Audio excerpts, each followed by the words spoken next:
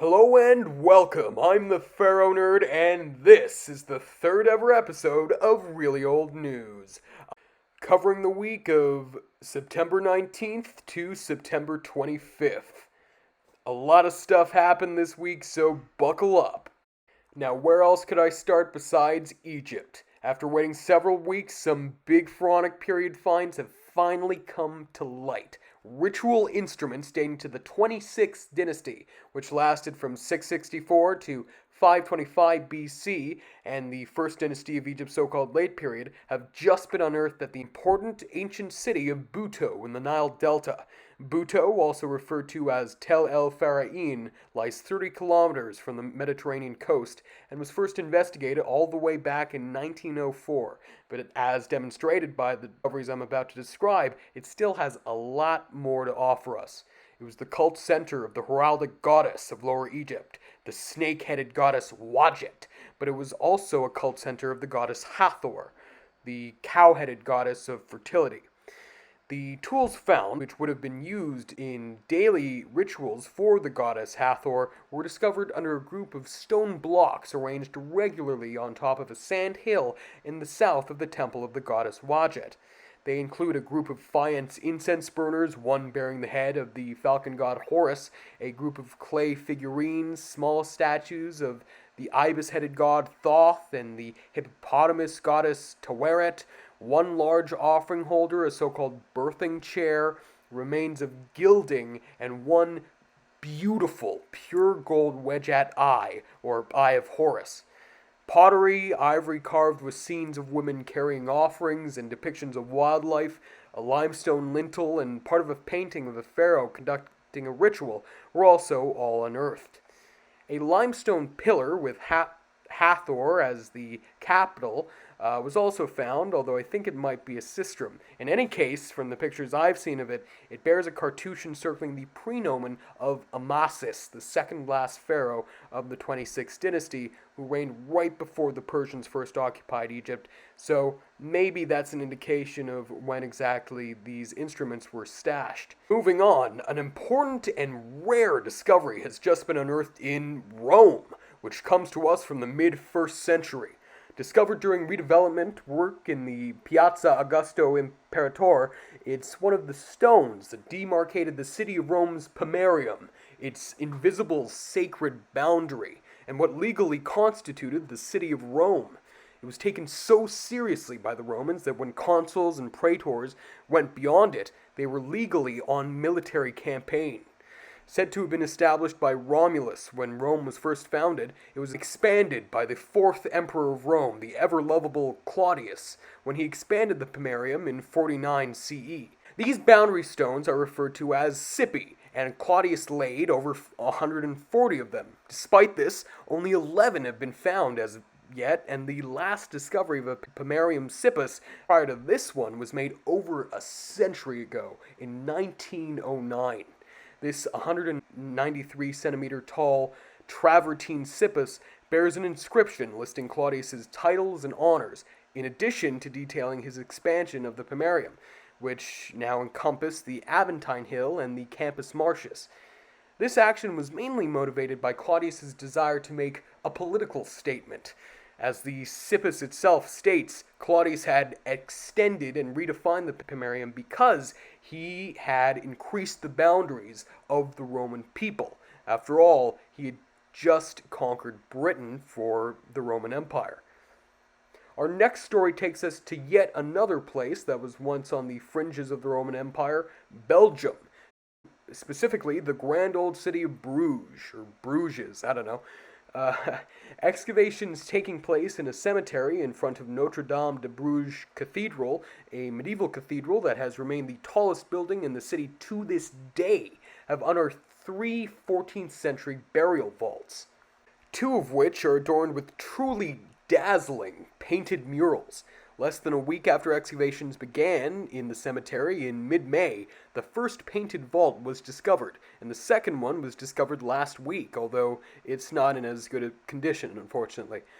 The long sides of the interior of both vaults feature angels swinging censers so violently that they're horizontal, and the head ends of each feature representations of the crucifixion of Jesus Christ, featuring the Virgin Mary and the Apostle John. The foot ends depict the Virgin Mary enthroned with the child Jesus by her side, a motif called sedes sapientiae. These scenes are speckled with little red flowers and crosses too, which I think is pretty neat. On stylistic grounds, the first vault is datable to the late 14th century, and the nearly identical painted vault discovered last week is probably from just a little earlier. They also share another thing in common. They were both created very hastily, given that at the time bodies had to be buried within 24 hours. As such, the lime plaster coating the walls didn't have enough time to dry, so the murals painted onto it are basically frescoes, and their conditions have been described as challenging. And specialist conservators were luckily called in to clean and stabilize the artwork as quickly as possible, and the paintings were photographed and documented prior to the vaults being carefully covered back up to safeguard their preservation. The vaults will remain covered up in situ until the end of the excavations, when they'll be lifted out in their entirety to be further conserved and studied. The first painted vault has already been turned into a 3D model, and a model for the second one is in the works. I'll provide a link to an article with the finished 3D model in the description of the video in case you want to check it out. It's pretty cool. Now on to arguably the most important story of the week, a landmark discovery, especially for anyone living in the Americas as I do. Plant material embedded in multiple patches of fossilized human footprints found on the banks of a long-gone Ice Age lake in New Mexico have just been found to be between 21 and 23,000 years old. This absolutely revolutionary discovery extends human activity on the Americas back 10,000 years. Can you believe that? So how did this even happen? Well, British and American geologists led by Matthew Bennett of Bournemouth University conducted the first in-depth analysis of the footprints, which lie in White Sands National Park in New Mexico. Despite the name, it used to be a lush, fertile area featuring a large lake. The human footprints are accompanied by those made by mammoths, giant ground sloths, birds, etc.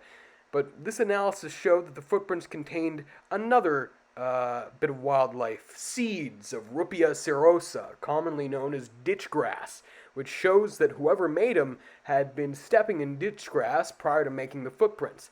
But more importantly, they allowed these footprints to be radiocarbon dated. 7 different footprint sites were ID'd, and the different dates yielded from them indicated the area had been populated or visited for some 2,000 years. The oldest of these sites is 23,000 years old, but all the sites together conflict with previously known info on the arrival of humans to the Americas.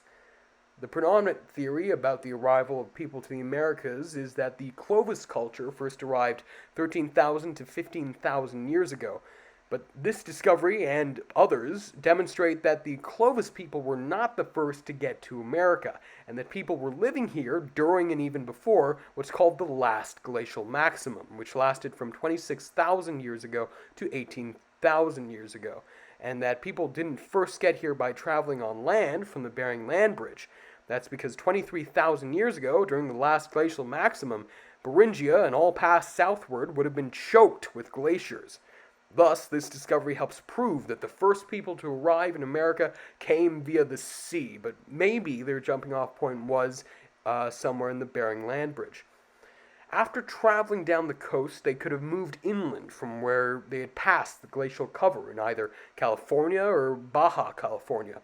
Now, this doesn't mean that more people didn't come via the Bering Land Bridge later when the ice had melted, especially since people only became more visible in the archaeological record around 14.7 thousand years ago, following a population increase. Heading a bit further south in the Americas, the discovery of 8 bodies wrapped into bundles from all the way back in the 13th century have just been accidentally struck upon by workers laying gas pipes at Chilca, 40 kilometers south of Lima, Peru. This isn't even the first time it's happened. Back in 2018, the same natural gas company, Kalida, unearthed a burial containing 30 individuals. But props to them, they contracted some archaeologists to excavate these sites. The bodies discovered recently likely belonged to residents of the ancient town of Chilka and were wrapped in bundles of brown cloth and vegetable ropes. Some of the individuals had shells placed upon their heads and pouches meant for coca, as well as alkaline substances like lime, which the coca was chewed with in order to increase its effects against altitude sickness, because apparently it does that. Placed around the bodies were offerings of corn in bowls made of gourds. That corn actually looks mighty fresh after being in the ground for 800 years, eh? If it didn't have all that sand on it, I bet it'd be delicious. Well, maybe not, but why are they sandy? Well, the body bundles were placed within a chamber dug into some sand, and after the burial, it was covered with logs and plant fiber mats hardened with mud and all that.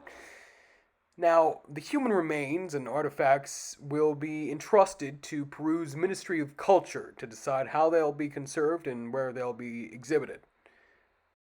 Now over to Asia for a quick story. DNA samples derived from various sites across Japan indicate a previously unknown genetic group migrated to Japan in the Kofun period, which lasted from between 300 to 700 CE, that are ancestral to the modern Japanese. During the Kofun period, Japan was transitioning into an imperial state, and modern Japan was first taking shape. These migrants, who may have been Han Chinese, may have had something to do with that. However, we have to keep in mind that cultural change certainly can happen independently of genetic change. And ending off back in sunny southern Europe, we have a truly remarkable discovery of a whole lot of gold. 53 late Roman gold coins have been discovered on the seabed off the island of Portic Sol and the city of Zabia in southeastern Spain. These gold solidi date to the reigns of various emperors spanning the late 4th and early 5th centuries. 3 were struck in the reign of Valentinian I the Great, 7 from his figurehead son Valentinian II, 15 from Theodosius I, the last emperor of a united Roman Empire, 17 from Arcadius, his boring son who ruled over the east, and 10 from Honorius, his inept son who ruled the west. All but one of the coins was successfully identified. The waters off the island features rich marine life, which has made it popular among divers. 2 such freedivers, Louis Lenz and Cesar Gimeno, spotted 8 flashes of light on the seafloor. At first they thought they were modern 10-cent pieces or pearls, but then they took them up to their boat and they recognized that the identical profile busts on the 2 coins they had found belonged to Roman emperors. Luckily for us, they immediately alerted city officials and led marine archaeologists to the find spot, so good on them. I hope they get some sort of reward or something. Archaeologists from the University of Alicante and the Spanish Civil Guard Special Underwater Brigade, or the GEAS, in collaboration with the town council of Zabia, conducted several dives to extract the coins. In addition, 3 copper nails and deteriorated pieces of lead indicated that the coins had once been contained within some sort of chest. Jamie Molina of Alicante University, who led archaeologists working on the site, claim it's one of the largest sets of Roman gold coins ever to be found in both Spain and Europe as a whole. He also suggests that this find illustrates unrest created by the incursions into Hispania made by various barbarian groups as the Western Roman Empire was falling, and that this selection of coins may have been intentionally stashed to escape the plundering being carried out by said barbarians. The 53 solidi are now being conserved and analyzed, and are set to go on display at the Soler Blasco Archaeological and Ethnographic Museum in Zabia. And don't think you could just walk in and steal them, because they've invested in an armored glass case equipped with sensors to protect these very valuable coins. Luckily enough, 17,800 euros has been obtained for further excavations at the site of the coins' discovery. Apparently, the waters off the island are archaeologically rich besides these coins. Objects like ancient anchors and amphorae have been discovered in surveys conducted here by the City Council of Zabia and the University of Alicante and Valencia's government since 2019. So I won't be surprised if more amazing Roman finds like these will be found there in the near future. Thank you for watching, and in the next week or so, I plan on releasing a video covering an aspect of Egyptian history, specifically the biography of one very obscure yet very fascinating pharaoh. And thank you for 400 subscribers. Goodbye.